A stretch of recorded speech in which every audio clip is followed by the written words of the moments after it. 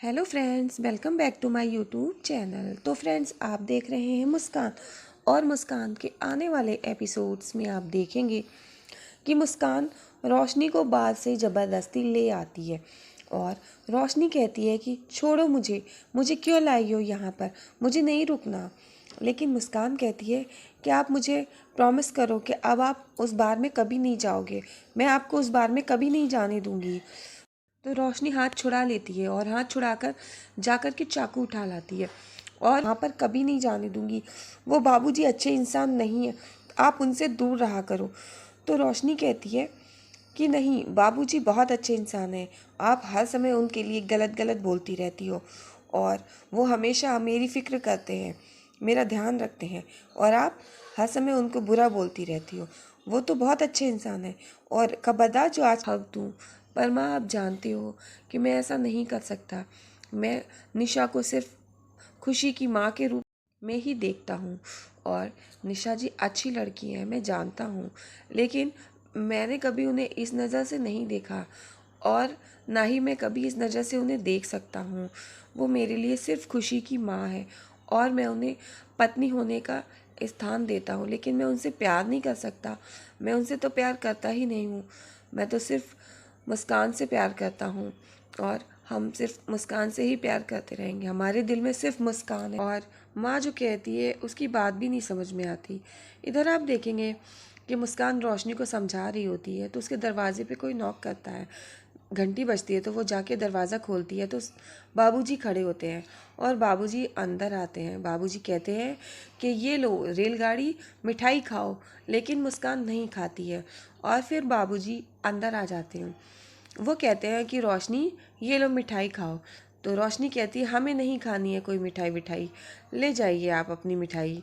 और फिर बाबूजी रोशनी को मनाते हैं। वो कहते हैं अरे भाई, इतना गुस्सा किस लिए, आपकी रेलगाड़ी ने तो बहुत अच्छा नाचा है, और क्यों रेलगाड़ी। और फिर बाबूजी कहते अच्छा, हमारी मिस्टी रोई को बहुत गुस्सा आ रहा है और चलो इस गुस्से को शांत करने के लिए हम आपको आइसक्रीम खिलाने ले चलते हैं, चलेंगी। तो फिर रोशनी मना करती है। बाबूजी ले जाने की ज़िद करते हैं, लेकिन फिर मुस्कान कहती है कि नहीं, रोशनी आपके साथ कहीं नहीं जाएगी, वो नहीं जाएगी। जब मुस्कान कहने लगती है कि वो नहीं जाएगी, तब रोशनी बाबूजी से कहती है कि वो चलेगी। बाबूजी कहते हैं मिस्टी डोई, आप चलोगे ना हमारे साथ आइसक्रीम खाने। तो वो चली जाती है। मुस्कान मना करती रहती है, लेकिन फिर भी रोशनी चली जाती है। बाबूजी मुस्कान को बाय बोलते हैं, चिढ़ाते हुए वो वहाँ से निकल जाते हैं। अब मुस्कान सोचती है कि मैं क्या करूँ, मैं कैसे रोकूँ रोशनी को और इस इंसान से कैसे बचाऊँ अपनी बेटी को। और मुस्कान यही सब सोच रही होती है, वो बहुत परेशान होती है। बाबूजी से वो अपनी बेटी को बचाना चाहती है, लेकिन वो कुछ भी नहीं कर पा रही है। अब मुस्कान सोचती है मैं एक एक दर्द का बदला लूँगी, मैं सारा बदला लूँगी, मैं नहीं छोड़ूंगी, मैं कुछ ना कुछ करके रहूँगी। और हे माता रानी, प्लीज़ मुझे रास्ता दिखाइए। फिर इधर आप देखेंगे कि बाबूजी मंदिर के बाहर एक आइसक्रीम वाले के पास में पहुँचते हैं और रोशनी से कहते हैं आप कौन सी खाएंगी। तो वो कहती है कि बटर स्कॉच। तो फिर वो आइसक्रीम वाले से कहते हैं बटर स्कॉच दो, और वो आइसक्रीम दे देता है। तो रोशनी खा ही रही होती है आइसक्रीम और बाबूजी से कहते हैं कि आप अपनी रेलगाड़ी के ऊपर अपना हक जता के रखो, जैसे आप इस पूरे इलाके की दादी हो और मालकिन हो, वैसे ही आप उस रेलगाड़ी पर भी अपना हुक्म चलाया करो, उसको अपने हिसाब से रखा करो। तो रोशनी कहती है ठीक है बाबूजी। और बाबूजी कहते हैं कि तुम उस पर अपना हक चलाओ और वही करो जो तुम्हें करना है, और या फिर वो जो हम तुम्हें बताएं। तो रोशनी कहती है ठीक है बाबूजी, हम समझ गए। इधर मंदिर से रौनक निकल रहा होता है और आप देखेंगे कि इधर बाबूजी रोशनी को आइसक्रीम खिला रहे होते हैं। इतने में उनके पास कॉल आता है। बाबूजी फ़ोन पे बात करते हैं और फिर बाबूजी रोशनी से कहते हैं कि एक अर्जेंट कॉल आ गई है, मुझे जाना पड़ेगा, चलिए हम आपको छोड़ देते हैं घर पर। तो रोशनी कहती है अभी हमारा दिमाग पूरी तरह से ठंडा नहीं हुआ है, तो अभी हम नहीं जाएंगे, अभी हम यहीं पे रुकेंगे, आप जाओ। तो फिर बाबूजी कहते हैं कि पक्का मैं जाऊं। वो कहती है हाँ, अभी हम यहीं पर रुकेंगे। तो बाबूजी रोशनी से कहते हैं कि हमें बहुत ज़रूरी काम से जाना है, इसीलिए हम जाते हैं। तो रोशनी कहती है कि आप जाओ। और फिर से बाबूजी के पास कॉल आती है। बाबूजी कहते हैं हम आ रहे हैं, और वो जैसे ही गाड़ी में बैठते हैं और इधर पीछे से रौनक माता रानी के मंदिर के सामने हाथ जोड़ के निकलता है और इधर बाबूजी जाते हैं। इधर आप देखेंगे जैसे ही बाबूजी की गाड़ी जाती है, बंगाल टाइगर को देखती है रोशनी। रोशनी जाती है, कहती है बंगाल टाइगर आप यहाँ कैसे? तो वो कहता है कि आप यहाँ कैसे, वो भी अकेली आइसक्रीम खा रही हैं? तो रोशनी कहती है हाँ, और फिर वो गलती से आइसक्रीम गिर जाती है। तो फिर रौनक सॉरी भी बोलता है।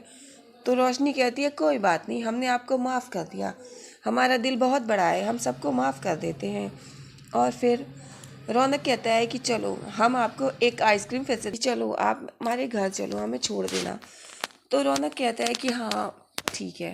इधर निशा वेट कर रही होती है, रौनक नहीं आता। वो बहुत परेशान होती है। अब वो सोच रही होती है कि वो क्या करे, कहीं रौनक जी प्रिंसिपल के घर तो नहीं पहुंच गए। मैं फ़ोन करती हूँ।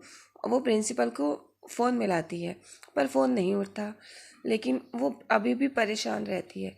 फिर निशा फिर से फ़ोन करती है प्रिंसिपल को, तो प्रिंसिपल फ़ोन उठाती हैं।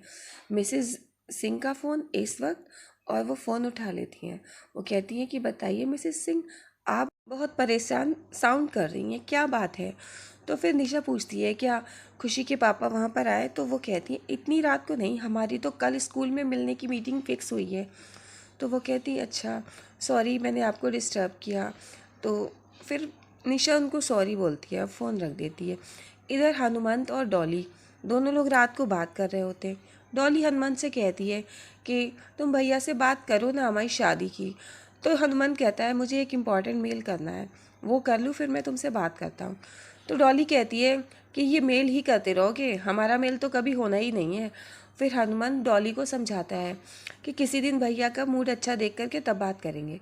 इधर गायत्री जी आ जाती हैं और वो देखती है कि निशा बहुत परेशान है। वो पूछती भी है, तो वो ये कहती है कि वो रौनक जी अभी नहीं आए। तो गायत्री जी कहती है कि आपने इस वक्त इतनी लेट प्रिंसिपल को क्यों फ़ोन किया? तो वो बताती है कि वो रौनक के लिए परेशान है। इधर वो लोग जोर से बातें कर रहे होते तो हनुमंत और डॉली दोनों लोग उठकर देखते हैं जाकर के इस वक्त सब कैसे जग रहे हैं। और वो दोनों लोग आते हैं। हनुमंत पूछता है कि क्या हो गया भाभी? तो वो बताती है कि अभी रौनक जी नहीं आ रहे, मुझे उनकी फ़िक्र हो रही है, वो फ़ोन भी नहीं उठा रहे। हनुमंत कहता है मैं फ़ोन करता हूँ। हनुमंत का फ़ोन भी नहीं उठता है। अब निशा बहुत परेशान होती है कि आखिर वो हैं कहाँ। तो हनुमंत कहता है कि भैया जी कभी कभी परेशान होते हैं तो वे ऐसे लॉन्ग ड्राइव पर चले जाते हैं, वो आ जाएंगे। इधर आप देखेंगे कि मुस्कान अपने घर में सो रही होती है और इधर रौनक और रोशनी दोनों लोग घर आते हैं। रौनक रोशनी को छोड़ने के लिए घर आता है और रोशनी कहती वो रहा हमारा घर। और रौनक कहता है अच्छा जी तो ये है आपका घर। और रोशनी आकर के जब दरवाज़ा खटखटाती है, रेलगाड़ी को आवाज़ देती है, तो वो रोशनी की आवाज़ सुनकर मुस्कान जग जाती है और वो आती है दरवाज़ा खोलने के लिए भागती हुई। और आप देखेंगे इधर मुस्कान दरवाज़ा खोलने आती है और बाहर दरवाजे पे रौनक खड़ा होता है। मुस्कान जैसे ही दरवाज़ा खोलती है और दरवाज़ा खोलकर बाहर आती है तो वो एकदम से देख कर रह जाती है।